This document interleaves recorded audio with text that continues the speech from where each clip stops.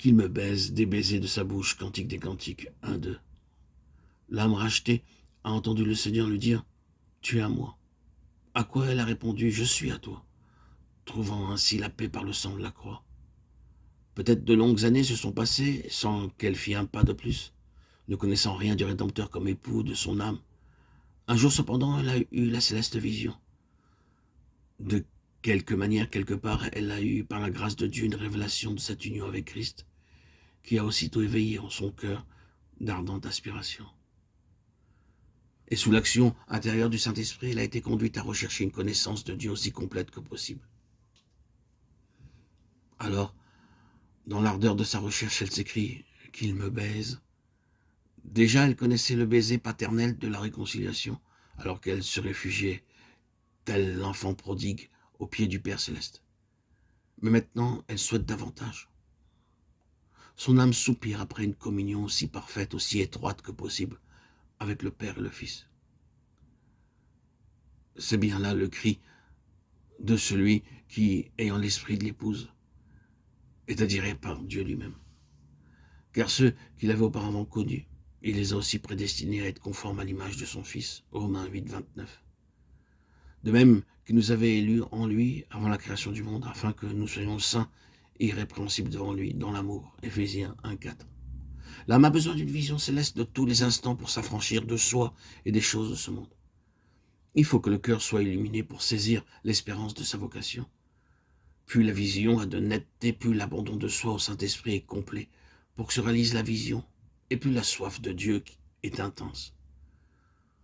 Fournaise d'ardents désirs créés par l'Esprit éternel, soif de Dieu, qui est la condition suprême pour le connaître. Ton amour vaut mieux que le vin. Cantique des cantiques 1-2.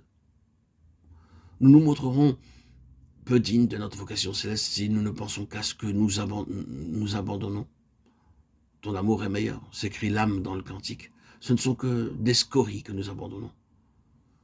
Lorsque nous échangeons les trésors terrestres pour les célestes, tout ce qui est de la terre ne dure qu'un instant. Ce qui est divin est éternel. L'âme a fait son choix. Ton nom est comme un parfum répandu. C'est pourquoi les vierges t'aiment. Le même mot hébreu traduit ici vierge est rendu dans le psaume 83 par l'expression « ce que tu caches ou protèges ». Entraîne-moi et nous courrons après toi. Cantique 1, 3, 4. C'est le nom du Seigneur qui attire l'âme et l'émeut. Le nom évoque à notre pensée la personne dont le cœur a besoin. Ton nom est comme un parfum répandu, c'est pourquoi les vierges t'aiment. Les jeunes âmes sont conquises par lui. Dès l'abord, elles l'aiment à cause de ses dons. Mais celle qui a une vision céleste s'écrie « Attire-moi et nous courons après toi, afin que je le connaisse lui ». Tel est le désir que l'Esprit divin éveille dans le cœur. De plus, au fur et à mesure que l'âme va de l'avant pour connaître le Seigneur, d'autres se trouvent attirés par sa course. À moins que nous ambitionnions un parfait développement dans le domaine spirituel, nous sommes un obstacle dans le chemin des autres. Mais nous y exerçons inconsciemment une force d'attraction vers Dieu, si nous cherchons à le connaître et à marcher avec lui.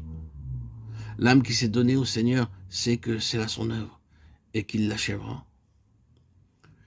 Il la tirera hors d'elle-même et jusqu'en lui, sa demeure par le Saint-Esprit. Nous courons après toi. Ce qui lui revient, c'est de vouloir. Elle ne peut que s'abandonner à la sagesse de son Seigneur et répondre à son alliance, à son attirance irrésistible.